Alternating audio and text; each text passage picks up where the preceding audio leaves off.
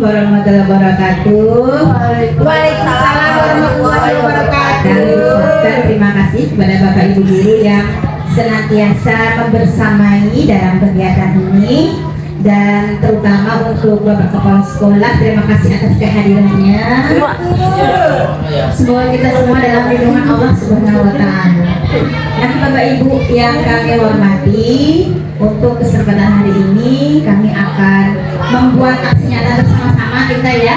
Jadi kita ada agenda yang akan kita masukkan jadi satu, ya kan? Nah, antara lain adalah membuat aksi nyata tugas saya sendiri dan juga untuk PMM kita. Nah, kalau Bapak Ibu lihat di PMM, buka di HP masing-masing, itu ada materi yang namanya budaya positif, dan juga ada beberapa materi yang lainnya, ya, ada pendidikan inklusif dan sebagainya. Nah, tapi untuk kali ini kita khusus membahas tentang budaya positif. Selamat datang Bapak, silakan duduk. Masih sibuk. Pak Dinas, silakan Pak. Iya. Silakan bergabung. Mana? Itu.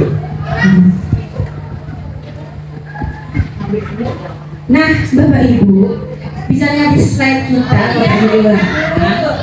Nah, sekolah kita itu sebenarnya banyak sekali budaya positif yang sudah diterapkan.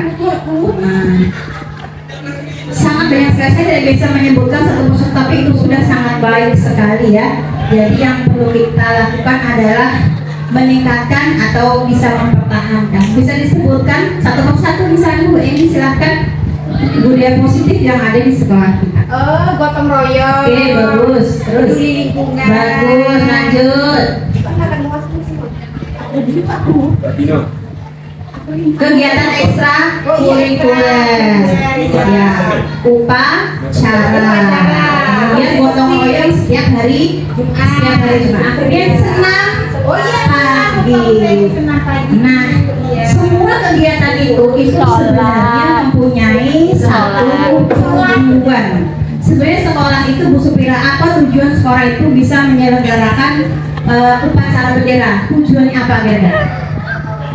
Disiplin. Betul, menumbuhkan sikap disiplin ya, tanggung jawab. Disiplin, tanggung jawab itu merupakan salah satu nilai kebajikan. Nah, berarti intinya apa? Berarti sekolah kita sudah sangat baik dalam menerapkan budaya positif. Saya. Nah, sekarang pertanyaan pemantik. Iya, Bapak Ibu jawab. Silakan lihat.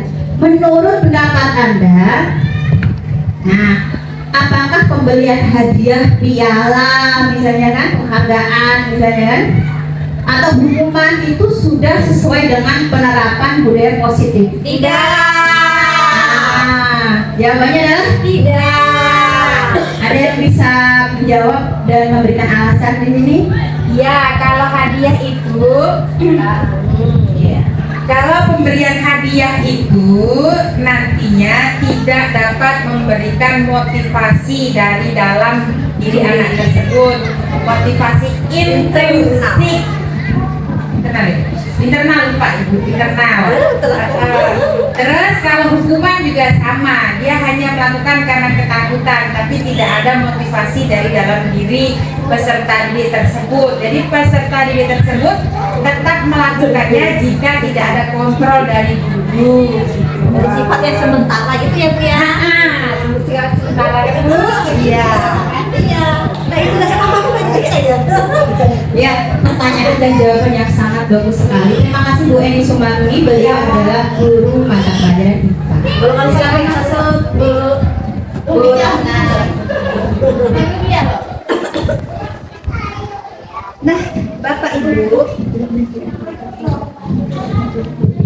Nah, Bapak Ibu, seperti kita tahu bahwa tujuan pendidikan yang biasa kita selenggarakan adalah satu, yaitu menuntun segala kodrat anak agar mereka dapat mencapai keselamatan dan kebahagiaan yang setinggi-tingginya. Itu menurut Bapak Ki Hajar Dewantara atau Bapak Pendidikan kita. Betul Bapak Ibu ya? Iya. Betul. Nah, saya ingin membahas tentang tadi. Betul kata Bu Eni Sumarni dan Bu Supira bahwa di sini ada yang namanya teori kontrol. Ya, teori kontrol. Nah, ternyata dalam teori kontrol itu mengatakan seperti ini. Jadi seseorang itu ketika melakukan sebuah tindakan itu biasanya mereka itu mempunyai sebuah alasan. Betul tidak? Ya, betul. Misalnya Bu Rahma piketnya hari Kamis ya. Bu Rahma itu rajin tiap hari, piketnya berangkatnya awal, kemudian berpakaian rapi, ya kan? Saya tidak tahu motivasi Bu Rahma itu apakah dia itu takut dalam kepala sekolah? Apakah ingin mendapatkan penghargaan, ingin mendapatkan piala atau hadiah dari kepala sekolah, atau Bu Rahma itu ingin menunjukkan dan ingin membuktikan bahwa dalam dirinya sudah termotivasi untuk melakukan hal itu karena didorong oleh keinginan intrinsik atau dalam diri dia sendiri. Nah, yang mengetahui itu siapa? Dirinya sendiri. Dia yang mengetahui. Alasan apa? Dia yang mengetahui. Bu Desi senyumlah, kata Bu Rahma. Saya nggak senyum, serah-serah saya lah, maksudnya mata dadaan, berarti yang mengetahui kontrolnya ada di saya. Nah, kalau misalnya saya tidak mau melakukan hal yang disuruh oleh kawan, itu saya mempunyai apa? Alasan. Kira-kira alasannya apa? Kenapa saya tidak mau senyum? Hanya dirinya. Misalnya uangnya habis, misalnya Lagi sakit. misalnya lupa bawa lipstick. Datang bulan Betul. PNS. Orang atau murid lah, semua orang itu mempunyai alasan kalau dia melakukan sesuatu. Betul Bapak Ibu ya? Iya, betul. Dan yang mengetahui adalah Dirinya dirinya sendiri. Seperti itu. Nah, kita lanjut ke kebutuhan dasar manusia, Bapak Ibu. Setiap anak, setiap orang itu mempunyai kebutuhan dasar yang berbeda-beda. Tidak hanya kita sebagai manusia yang dewasa, anak-anak juga memiliki kebutuhan yang berbeda-beda. Nah, di sini selain kebutuhan makan, minum, sandang, pangan, ada juga kebutuhan lain. Nah, di sini ada 4 ya. Yaitu adalah kebutuhan disayangi, diterima dalam lingkungannya. Kemudian ada lagi kebutuhan tentang kesenangan ya, suka mendengarkan musik misalnya, suka joget misalnya kan, tiktokan misalnya kan. Nah, kemudian ada lagi penguasaan. Biasanya guru-guru yang serius biasanya penguasaannya tinggi. Nah, selain itu ada juga kebutuhan kebebasan. Bebas tidak mau diatur. Saya mau bebas, saya tidak mau ditekan-tekan. Begitu kan? Nah, itu contohnya seperti itu. Nah, tadi kita sudah melakukan kuesioner ya. Itu Selamat datang, Bapak. Selamat datang, Bapak. Duduk Pak, Kamu itu mana ada jajan nih? Nah, Dia tuh lah, maka begini. lanjut. ada satu contoh Bapak Ibu tentang kebutuhan dasar manusia. Pak Bahtiar, kebutuhan dasar manusia Pak Heru Ya, itu ya. berbeda-beda antara manusia satu dengan manusia yang lain. Kebutuhan Pak Heru sama Pak Bahtiar berbeda. Kebutuhan Mbak Bahtiar dengan Bu Eni juga berbeda. Yang itu sama. Itu. Yang itu lagi. Datang di perempuan itu. Yang itu. Nah, saya sudah melakukan riset berupa kuesioner yang sudah saya berikan ke Bapak Ibu guru tadi. Diperoleh bukti bahwa musuh Pira ini kebutuhan yang tertinggi adalah kebutuhan apa? Kasih sayang. Kekuasaan. Iya, penguasaan karena dia dapat 27%. Sore. Luar biasa. Kebutuhan Kasih sayangnya kurang, nggak nyampe 100% kurang ya. berarti kebutuhan si sayangi ada 26, tapi hampir imbang ya Pira ya. Pira imbang. Nah, kita lanjut ke kebutuhan yang lain. Selamat datang Bapak. Pak. Pak Lam bisa duduk sini Pak, biar nanti kelihatan di Iya, Bapak. Iya, Butuh apa ya, Bapak ya? aku enggak mau disayang, Pak. Bu Eni Sumarni kawan kita itu mempunyai kebutuhan dasar tertinggi yaitu kesenangan. Apakah betul Bu Eni? Ya betul Bu, aku suka bersenang-senang Bu. Sebutkan kegiatan yang bisa membuat Anda bersenang-senang kira-kira. Amin. TikTokan, jalan-jalan, shopping, TikTokan,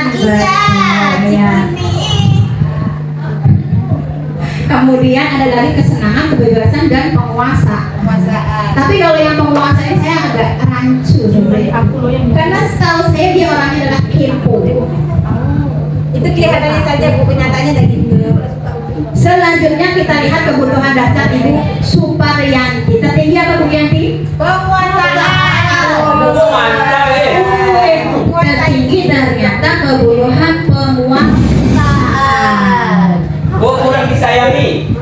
Kebutuhan disayangi berapa? Cuma 19,2%.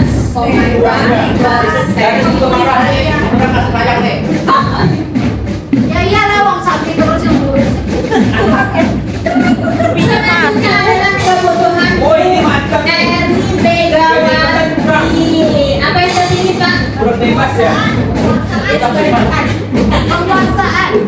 Penguasaan juga dan kesenangan. Mantap. Ini menguasai. Dia pilih pegang sisi sapi, dampak sisi sapi. Amin.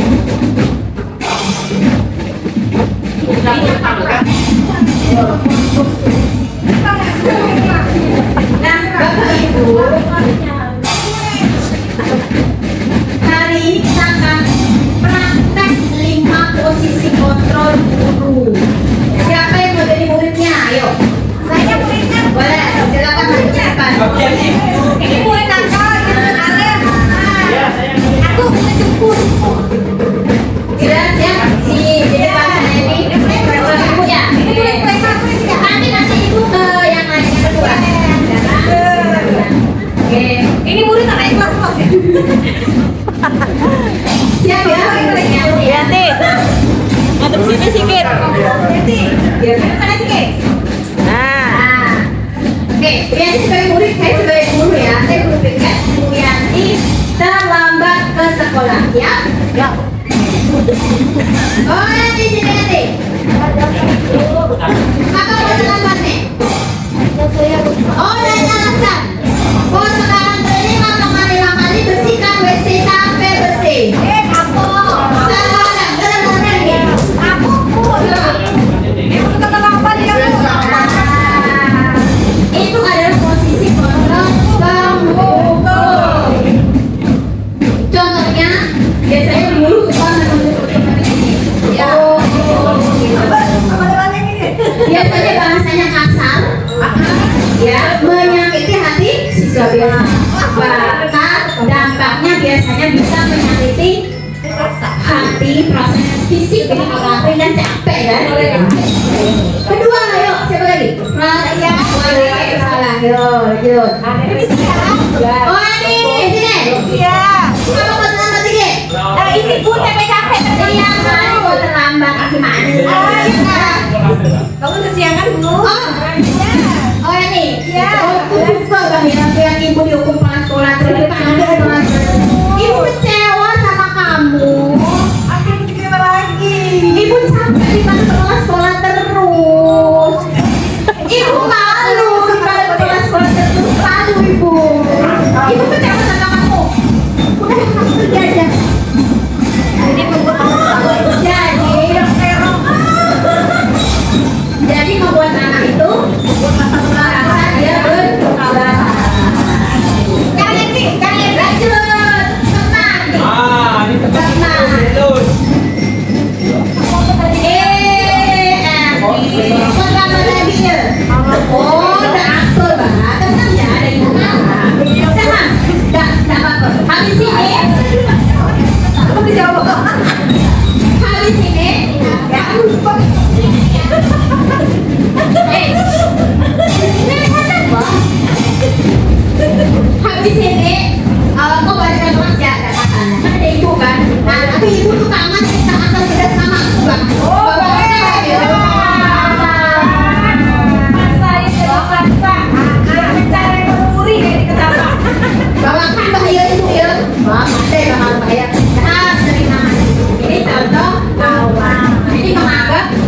seperti ada tiga balik puntung. Bawa tak ini. Urang Ya, nanti kita ke posisi pemantau. Coba baju ya. Pemantau. Sini. Kalau ini terlambat terus tiap hari kan? Udah tahu. Semuanya. Peraturan sekolah kita melihat deh. Pasal 20 ayat 1 tak boleh terlambat. Siap. Jangan saya ulangi. Nah, sebagai konsekuensinya sekarang baru nggak boleh masuk sekolah selama 30 menit. Kita yang sudah. Karena kamu udah terlambat 30 menit. Saya tidak mau 1 minggu. Balik. Jadi dalam posisi konsekuensi itu yang ada konsekuensinya. Tapi yang logis ya, yang ada logis kalau hukuman tidak logis ya. Terlambat semuanya hari itu mas. Tapi kalau ini logis, kenapa? Terlambat 30 menit. Ini ada konsekuensinya logis kalau misalnya tidak bisa hukumannya ada konsekuensinya.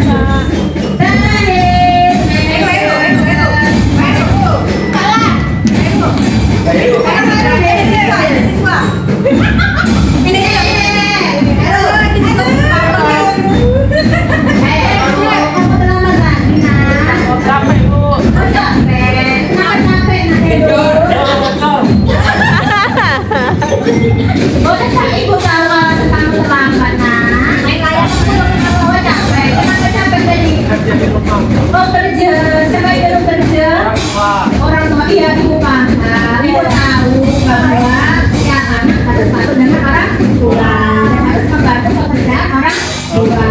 Oke. Nah, ingat dengan keyakinan yang sudah kita buat di kelas. Kiranya ada keyakinan mana yang kamu langgar kalau kamu terlambat ke sekolah? Disiplin bagus. Ya. Kira-kira nak gimana caranya biar kamu gak terlambat lagi? Bantunya sedikit saja Bu. Bilang ya, bapak ya, bantu sedikit sama biar tak terlambat sejak sekolah. Bagus, terima kasih ya. Berharap bisa ngomongnya terlambat dari sini. Ya, terima kasih. Dan posisi manajer. Bapak Ibu, sekarang saya tanya. Dari 5 posisi, mana posisi yang paling ideal? Yang terakhir,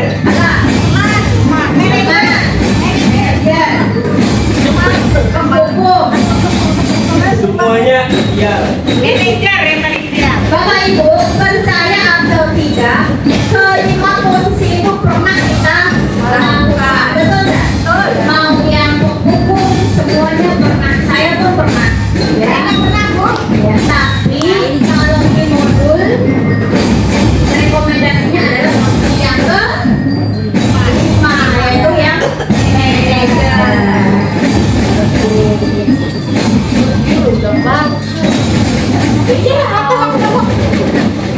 Nah, sekarang kita lanjut ke langkah-langkah menerapkan posisi manajer atau biasa disebut dengan segitiga restitusi. Nah, setelah ini kita akan membuat aksi nyata berupa dokumen, foto-foto dan dokumentasi yang kita sekalian kerja 2 kali ya.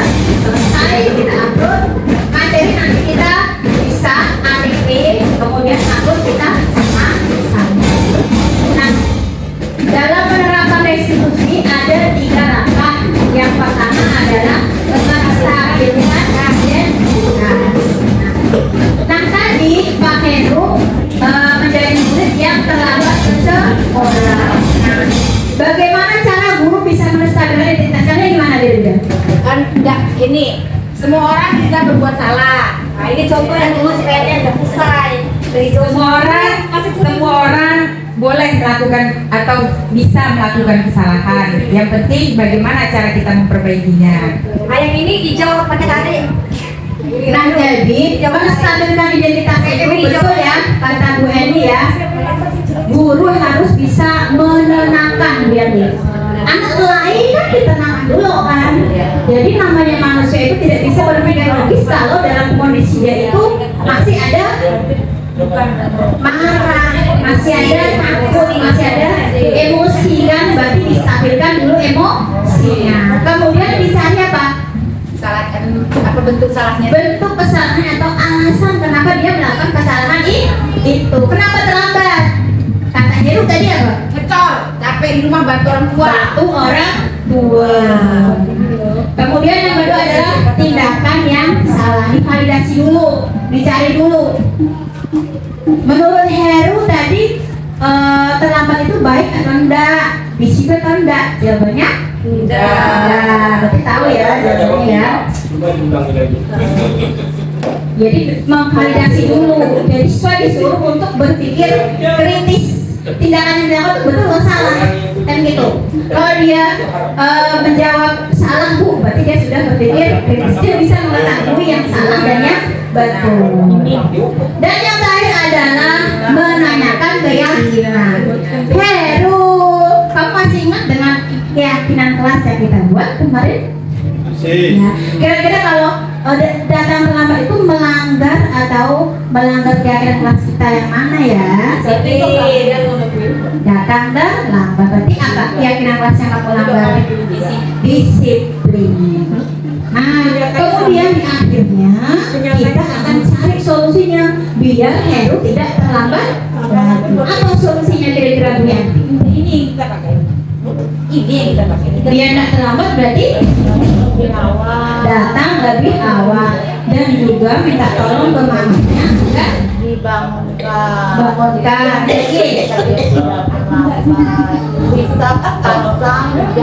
memasang jam alarm seperti itu ya. Jadi cari solusinya ya.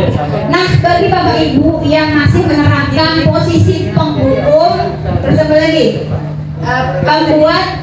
Pembuat rasa teman, pengontrol, pemantau, manajer. Kira-kira posisi yang sering Ibu lakukan yang mana? Bok ya. Nah, kalau idealnya itu tidak jadi yang baiknya nomor 5 itu manajer. Bapak Ibu berarti nggak kerja saya tanya.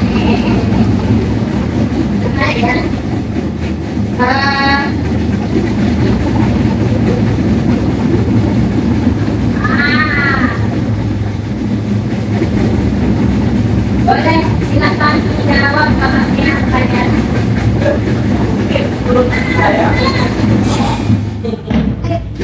Menurut pendapat Anda, apakah pemberian hukuman, penghargaan, dan itu sudah sesuai dengan budaya positif kita? Karena saya menerapkan untuk anak itu hukuman sesuai dengan aturan disiplin yang ada.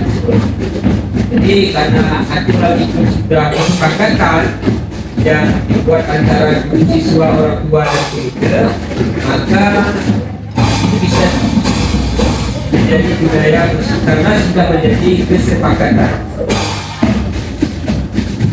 Terima kasih atas jawabannya. Boleh kita lanjutkan untuk tanggapan dari keseluruhan?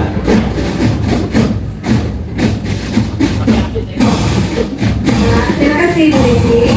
Tapi tadi sudah dijawab ya Bu Desi ya bahwa pemberian hadiah, hukuman atau penghargaan itu merupakan budaya positif dan sudah dijelaskan oleh Ibu Desi tadi kan bahwa pemberian hukuman, pemberian penghargaan atau hadiah itu tidak memberikan kesadaran kepada dari siswa secara interesting, ya kan? Seperti itu Bu Desi.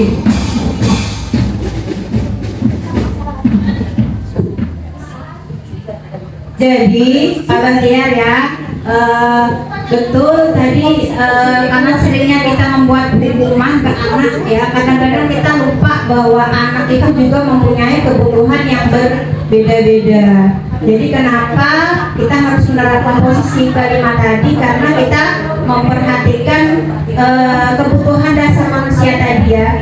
Jadi Jadi anak juga mempunyai kebutuhan dasar kesenangan, kebebasan, kemudian disayang, ada diperhatikan dan ada penguasaan. Jadi karena landasan itu, maka kita sebagai guru juga harus memperhatikan aspek tersebut dalam menangani permasalahan siswa.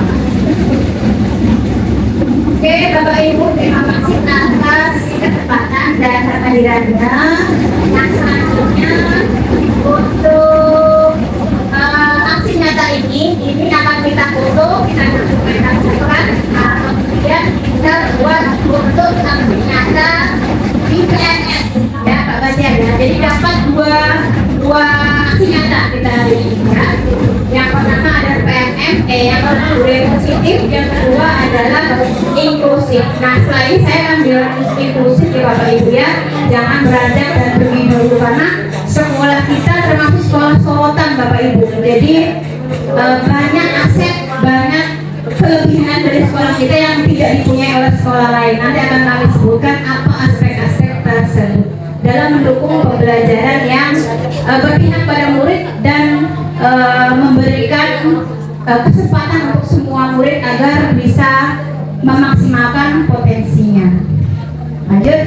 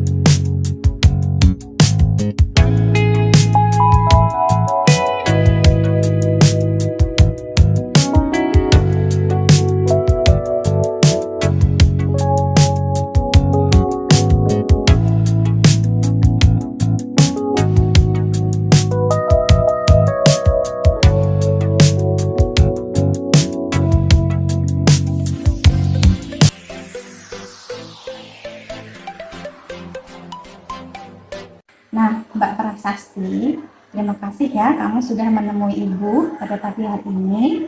Ibu boleh bertanya sesuatu? Nah, Ibu dengar dari kawan kelasmu, katanya kamu mengolok teman-temanmu yang namanya Dona. Apakah betul? Ya Bu, Gimana sih ceritanya?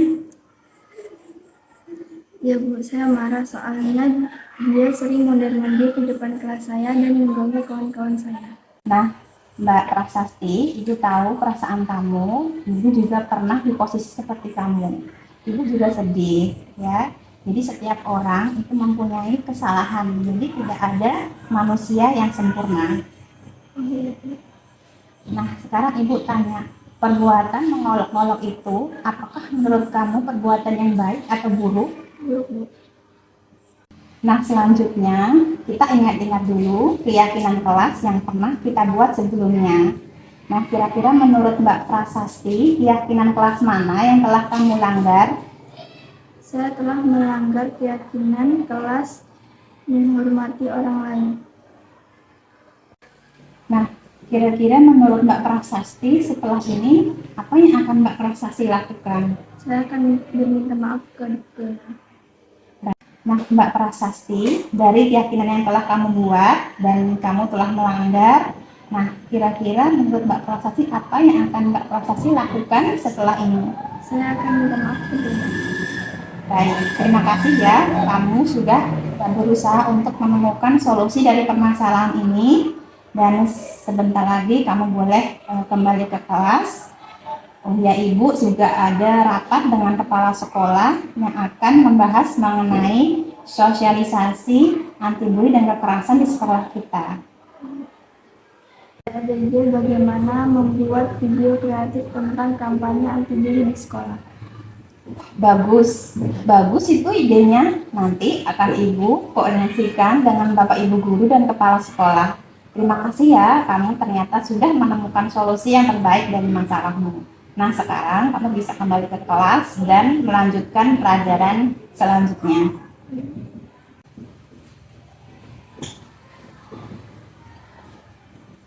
Assalamualaikum warahmatullahi wabarakatuh.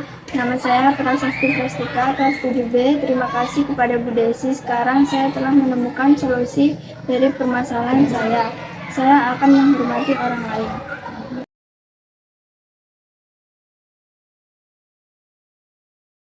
Mas Arga, terima kasih ya, kamu sudah menemui Ibu pada pagi hari ini. Nah, akhir-akhir ini Ibu lihat kamu sering terlambat ke sekolah. Bu, maaf saya terlambat. Nah, boleh Ibu tahu kenapa kamu bisa terlambat ke sekolah?